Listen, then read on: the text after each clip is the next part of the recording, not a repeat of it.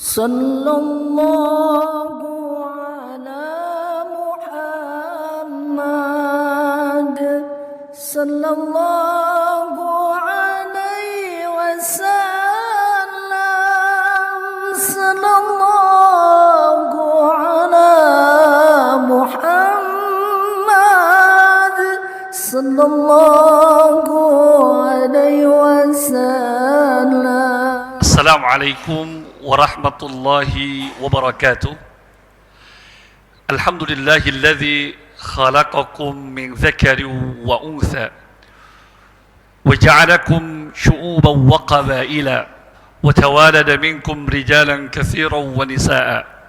Asyhadu an la ilaha illallah wahdahu la syarika lah wa asyhadu anna sayyidina Muhammadan abduhu wa rasuluhu la nabiyya ba'dah. Allahumma salli wa sallim wa barik ala sayyidina Muhammadin wa ala alihi wa sahbihi wa mawalah wa ba'du. Jamaah yang dirahmati Allah Subhanahu wa taala, ada 5 kunci keharmonisan dalam keluarga. Yang pertama yaitu cinta. Maka setiap orang yang tentunya ingin membina rumah tangga dengan penuh keharmonisan, ketenangan, kenyamanan, wajib dilandasi dengan cinta. Bagaimana tidak ketika orang tadi hidup satu rumah, satu lingkungan, jikalau tidak dilandasi dengan cinta, maka tidak ada ketentraman di dalamnya. Sebagaimana firman Allah Subhanahu wa taala yang berbunyi, a'udzubillahi minasyaitonir rajim. Wa min ayatihi an khalaqa lakum min anfusikum azwaja litaskunu ilaiha wa ja'ala bainakum mawaddatan wa rahmah. Dari tanda-tanda kebesaran Allah Subhanahu wa taala menciptakan dari diri kalian berpasang-pasangan agar kalian tenang dan menjadikan di antara kalian rasa cinta dan kasih sayang. Ini bukti bahwa Allah Subhanahu wa taala tentunya menjadikan kita kelak berpasang-pasangan yang tentunya dilandasi sebuah rasa cinta dan kasih sayang.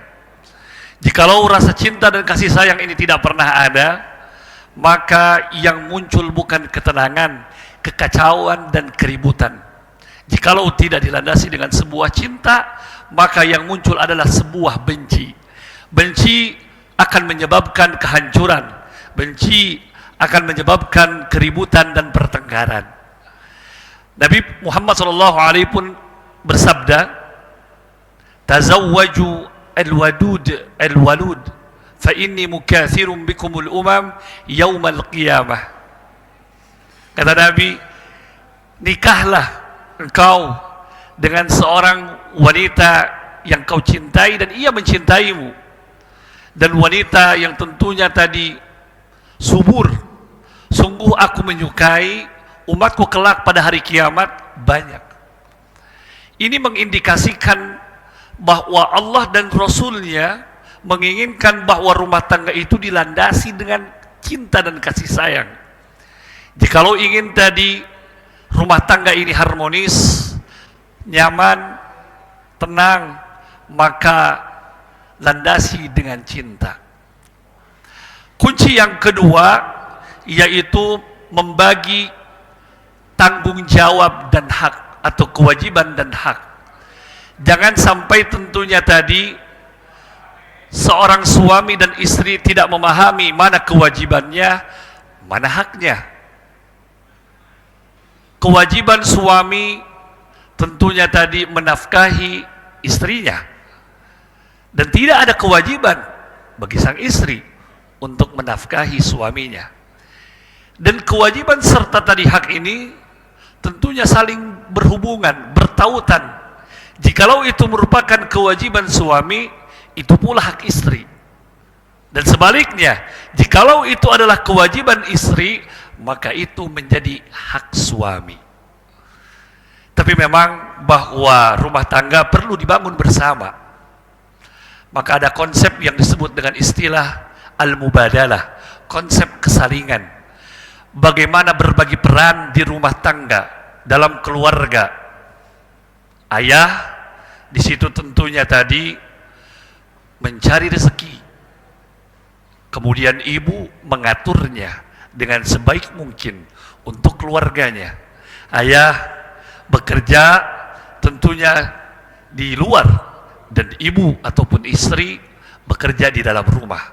Atau mungkin boleh saja seorang istri bekerja di luar rumahnya, selama itu diizinkan oleh suaminya. Jangan sampai tadi seorang istri tak paham dengan kewajibannya dan seorang suami tak tahu haknya. Inilah yang akan menimbulkan sebuah pertengkaran dan keributan, karena tidak bisa membagi mana kewajiban, mana haknya. Adapun kunci yang ketiga untuk membangun sebuah keluarga yang harmonis, yaitu ekonomi keluarga.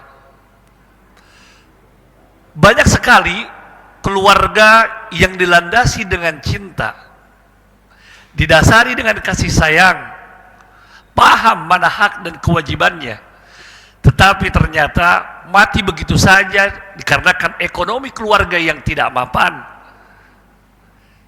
ekonomi keluarga yang tentunya carut marut. Maka penting kita mempelajari dengan manajemen keuangan keluarga, mana hak, mana keinginan. Banyak yang keliru. Ketika tadi mana kebutuhan, mana keinginan, keliru dalam tadi mengalokasikannya. Yang disebut dengan keinginan itu adalah kebutuhan, padahal bukan. Kebutuhan bersifat limit. Jikalau tentunya kebutuhan itu sudah dipenuhi, maka cukup.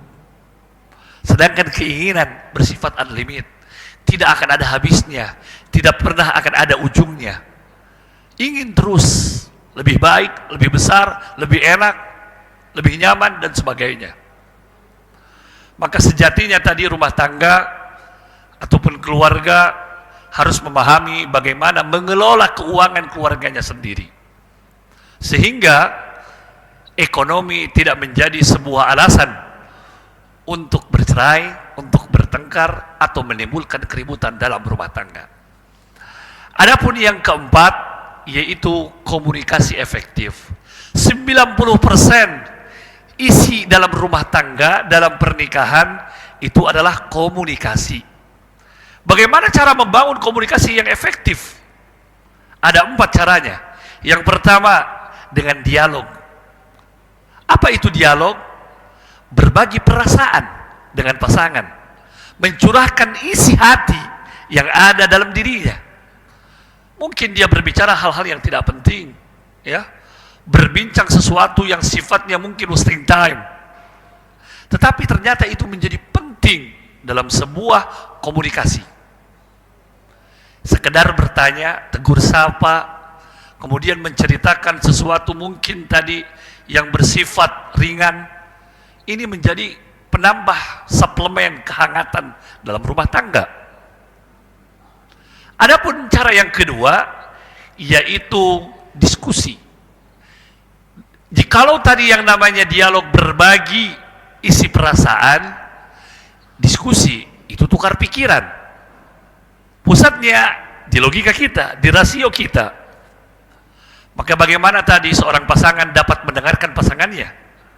Bagaimana seorang tadi suami dapat mendengarkan istrinya?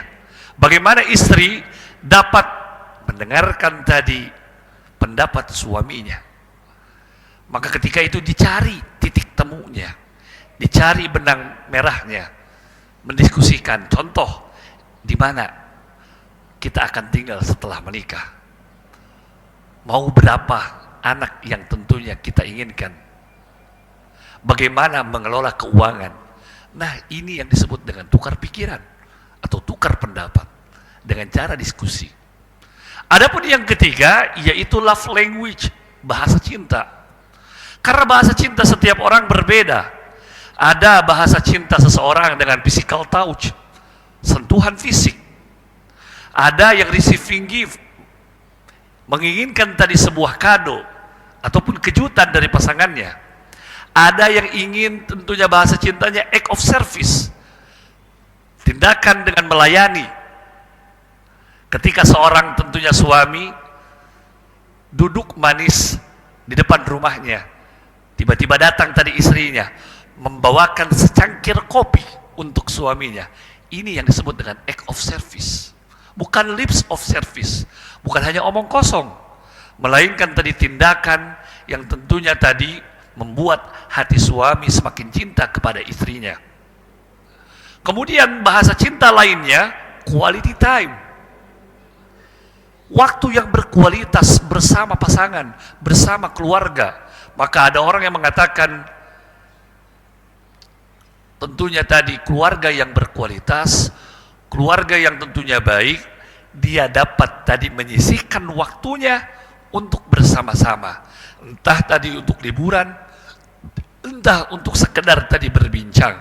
Yang jelas, quality time ini tentu menjadi sebuah bahasa cinta yang bisa jadi itu berada di pasangan kita.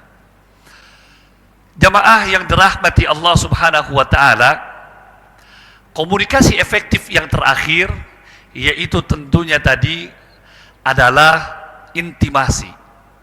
Apa itu intimasi? Sebuah hubungan keintiman yang dilakukan oleh seorang suami dengan istrinya. Karena apa? Karena tidak semua bahasa itu dengan verbal. Ada bahasa itu yang non-verbal, dengan isyarat. Ada komunikasi yang dilakukan bukan dengan ucapan, melainkan diselesaikan, dilakukan dengan bahasa ranjang, dengan pelukan, dengan sentuhan. Itulah yang disebut dengan intimasi. Kehangatan yang dihadirkan dalam keluarga dan menimbulkan atau menciptakan sebuah keharmonisan. Kunci yang terakhir, yang kelima, yaitu aktivitas seksual. Orang yang tentunya membangun rumah tangga, orang yang ingin menikah, maka salah satu kunci terpentingnya itu adalah seksual. Bagaimana tadi pasangannya bisa memenuhi kebutuhan biologis pasangannya. Karena tentu, sebagaimana tentunya kita memahami bahwa setiap individu memiliki nafsu dan syahwat. Bagaimana syahwat tersebut tersalurkan dengan baik, syahwat tersebut dapat memenuhi kebutuhan biologis pasangan kita. Maka tentunya tadi, entah pasangan kita tentunya tadi selalu menerima ajakan suaminya, bahkan menawarkan untuk berhubungan intim itu sendiri merupakan pahala yang begitu besar baginya. Sedangkan bagi pasangan yang senantiasa menolak, maka tentu tinggal menunggu waktunya. Apa? Maka orang-orang yang sering menolak berhubungan intim dengan pasangannya, entah suaminya, entah istrinya, maka akan memunculkan kecurigaan, keributan, pertengkaran yang berujung kepada perceraian.